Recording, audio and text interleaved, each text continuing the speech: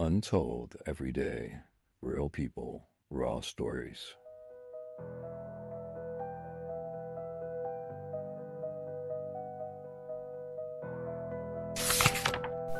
I was there the day Alex vanished. I still don't know exactly what happened, but I remember every detail like it was burned into my memory. The summer I turned 14 was supposed to be a good one. I was at this outdoors camp in the Smoky Mountains, Camp Evergreen. I'd been going every year since I was 10, but this one felt different. From the moment we pulled up, something felt off. The usual buzz of happy campers seemed muted, and the woods, which were always teeming with the sounds of wildlife, seemed unusually quiet. There was a damp chill in the air, even in July, and the leaves on the towering pines rustled with a sound that wasn't quite wind, but more like a perpetual sigh. Our cabin, number 6, was a rustic, creaky wooden structure that smelled faintly of mildew and old pine. My bunk mates were mostly familiar faces, but there was one kid, Alex, whom I hadn't seen before. He was small for his age, with wide, dark eyes that seemed to take everything in without really focusing on anything. He was quiet, kind of a loner. Not in a creepy way, just ... distant. He was the kind of kid who stared off into space like he was listening to something the rest of us couldn't hear, something far off in the trees. The first few days were standard camp fare, canoeing on the glassy lake, archery practice where arrows consistently missed the target, and campfire songs that nobody really knew the words to. But the unsettling feeling persisted. It was subtle, like a background hum you couldn't quite pinpoint. The counselors, usually boisterous and energetic, seemed a little more subdued. Even the air felt heavier, thicker. Then came the day for the Whispering Pines Trail hike. It was a long, winding route that loops through a dense section of the forest, famous for its ancient, towering trees that completely blocked out the sun in some sections. Our group was made up of about 12 campers and 2 counselors. One of them was Miss Harper, tough but kind, always had your back even if she had a no-nonsense demeanor. She'd been at Evergreen for years. The other kids joked around, their voices echoing strangely in the quiet woods. But Alex walked silently, always at the very back of the line, his head slightly tilted. We were about halfway through the hike, maybe an hour or so in, when I noticed Alex falling behind. I was walking near the back myself, chatting idly with another camper, when I saw him veer slightly off the path. It wasn't far, just toward this faded wooden sign that read Old Lookout, nailed to a tree. The sign was almost completely swallowed by moss and lichen, barely visible against the rough bark. Most of us had never noticed it before. I remember him standing there, still as stone, his back to us. He wasn't looking at the sign, he was looking past it, into the dense, dark woods that it pointed into. His head was still cocked, and even from where I stood, about 20 feet away, I could feel an intense stillness radiating from him. He looked like he was waiting for something, or listening for a command. Then he just stepped off the main trail. At first I figured he had to pee or something, or maybe he'd seen a bird. But after a couple of minutes passed, and he didn't reappear, I got that weird, tight feeling in my chest. It wasn't just a detour. There was something deliberate in the way he'd walked into the shadows. I nudged the kid next to me. "Hey, where's Alex?" We quickly caught up to Miss Harper, who was leading the group. "Miss Harper," I whispered urgently. Alex. He went off the trail, back there by the old sign." She stopped dead, her no-nonsense expression replaced by one of instant alarm. She quickly counted the kids. "Liam, did anyone else see that?" A few kids nodded, their faces mirroring my shock and fear. "All right, listen closely," she commanded, her voice sharp. "Nobody moves from this spot, not one step. I'm going after him. If I'm not back in 10 minutes, or if you hear anything, blow this whistle as loud as you can." She pressed her heavy metal whistle into my hand. It was cold and felt surprisingly weighty. Then, without another word, she disappeared into the trees after him, calling his name, her voice echoing strangely in the silent woods. We waited. 10 minutes passed, then 20. The sun, which had been bright, began to dip. casting long, distorted shadows through the pines. The silence grew oppressive, broken only by the incessant, unsettling sighing of the ancient trees overhead. It felt less like wind through needles and more like a collective low whisper just above the range of hearing. We huddled together, small and vulnerable in the vast, darkening forest. Eventually, what felt like an eternity later, another counselor, Mr. Henderson, came running up the trail from the direction we'd come. He looked frantic. He'd been radioed by the camp director, who noticed Miss Harper hadn't checked in. We all started talking at once, tripping over our words, trying to explain what had happened, how Miss Harper had gone after Alex, and how neither of them had returned. A full-scale search was immediately launched. More counselors, then camp rangers, and eventually local search and rescue teams, dogs, drones, even a helicopter that buzzed eerily above the treetops. They scoured the Whispering Pines Trail and the area around the old lookout path. They found Miss Harper first. It was almost dark when a search party located her at the bottom of a steep, rocky ravine about a mile down the unmarked trail. She was barely conscious. She'd fallen badly, suffering a severe head injury, a broken leg, and was hypothermic from the cold night air. When they finally managed to get her stable enough to question, she was disoriented. She remembered calling Alex's name, remembered going down that path, but then nothing, just blackness. Her last clear memory was the unsettling sound of the wind, or something that sounded like wind, whispering her name from deeper in the woods. She never saw Alex. Alex. He was never found. Days turned into weeks. The search grew more desperate, then slowly tapered off.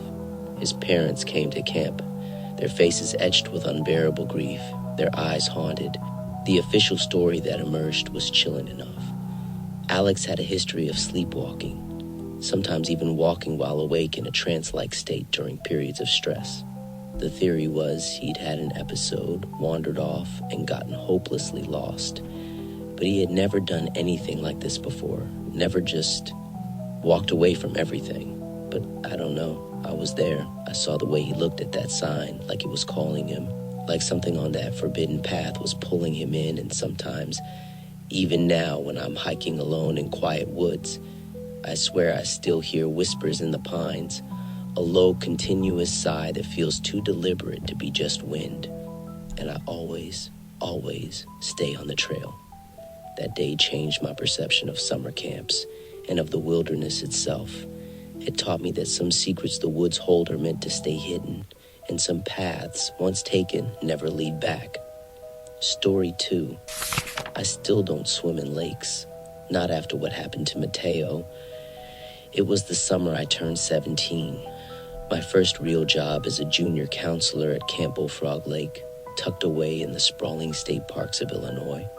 It was supposed to be a simple, fun gig, hanging out with kids, teaching them how to tie knots, canoeing across the glassy surface, playing dodgeball in the dusty fields. Nothing I couldn't handle. I was looking forward to the long, warm days and the feeling of independence. Camp Bullfrog Lake was famous for its namesake lake. It was vast, deep, and usually incredibly clear. The centerpiece of the camp, really. Most of our activities revolved around it. Daily swim lessons, competitive canoe races, and late-night talks on the old wooden docks under a canopy of summer stars. Everything felt idyllic, pulled straight from a postcard. Mateo was one of our youngest campers. He was 12 years old, super sweet kid, always smiling, always with his little brother Daniel, tagging along like a shadow. They were inseparable, these two, always sharing secrets and giggling. Mateo was a surprisingly strong swimmer for his age, confident in the water, which was something we counselors always appreciated. We had swim day that afternoon. It was one of those perfect summer days, warm, bright, not a single cloud in the sky. The lake looked like polished glass, reflecting the towering trees on the opposite shore. The water was inviting, sparkling under the sun, perfect. The rules for swim time were drilled into us. Kids were told to stay strictly in the roped-off section for shallow swimmers. The area was clearly marked with bright orange buoys, designed for beginners and younger kids. We had 2 experienced lifeguards on duty, perched on their high chairs, scanning the water. I was walking the edge of the main dock, counting heads, making sure everyone had their buddy and stayed within the lines. There were probably 20 kids in our group that day, splashing and laughing, their voices echoing across the water. Everything was routine. And then I heard it. A series of frantic, desperate shouts erupted from the deeper section of the lake just beyond the roped-off area. It wasn't the usual playful yelling. This was shrill, laced with terror. It was coming from the group of older, advanced swimmers who were usually well-behaved and confident. They were pointing towards the middle of the lake, their arms flailing, yelling, he's gone under." My blood ran cold. My stomach dropped. I knew instantly this wasn't a game. The head lifeguard, David, a quiet but incredibly competent guy, blew his whistle sharply, a long, piercing blast that cut through the joyful noise of the camp like a knife. "Everyone out of the water. Now," he bellowed, his voice filled with an urgency that sent shivers down my spine. We counselors scrambled. I was shouting, pulling the younger kids from the water, ushering them onto the dock, trying to keep them calm as chaos erupted around us.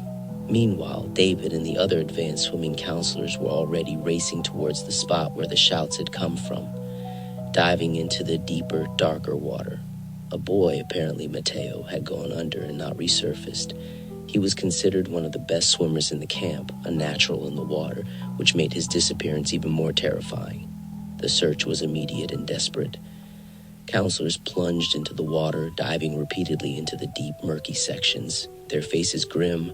The camp director arrived, his face ashen, his walkie-talkie already crackling with frantic calls for emergency services. The happy atmosphere of the camp evaporated, replaced by a suffocating dread that settled over everyone like a heavy blanket. Daniel, Mateo's little brother, was on the dock, sobbing uncontrollably, pointing frantically at the spot where his brother had last been seen.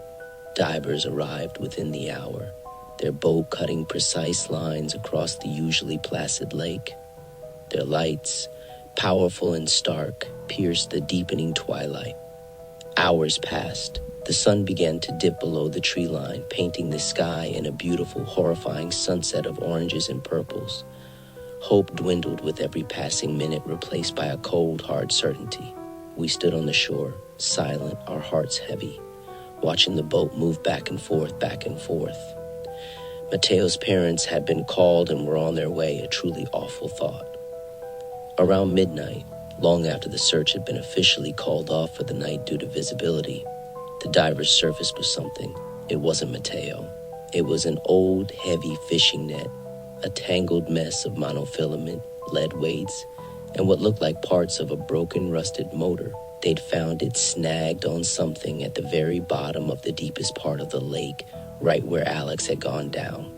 The divers speculated that Mateo, being a strong swimmer, might have ventured a little too far, perhaps caught his leg on the submerged net, and been pulled down by the debris attached to it. The current, which was known to be unpredictable in that deep section, could have done the rest, disorienting him. It was a plausible, if horrifying, explanation. The lake, so clear and inviting on the surface, had its own secrets, its own unseen dangers lurking below. But then, a week later, long after the lake had been dragged extensively and the initial shock had begun to fade into a dull ache, they found Mateo, not in the lake.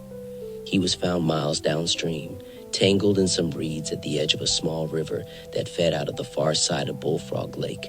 His body was mostly intact, but something was wrong. There was a deep circular abrasion around one of his ankles, as if something had been tightly cinched there, but no net, no rope, nothing attached to him, no evidence of what could have caused that mark. The police investigated thoroughly. The official ruling was accidental drowning, his body swept away by the current. But the abrasion, the lack of any entanglement on his body, the fact that he was found so far from where he'd vanished, it baffled everyone. The divers confirmed the net was still where they left it, still tangled, miles away from where Mateo was found. The camp never truly recovered that summer. The endless fun and laughter were replaced by a quiet, pervasive fear that hung in the air like a heavy mist. The lake, once a symbol of joy and refreshing escape, became a place of haunting mystery. I still think about Mateo, about that unexplained circular mark on his ankle, and the deep, silent waters of Bullfrog Lake. I know the camp officially called it an accident, but in my gut, I don't think the lake let him go. I think it took him, and I still don't swim in lakes. Not after what happened to Mateo. Side-eye in your closet. Do me a favor. Like, subscribe, and hit the bell so you'll never miss a tale untold every day.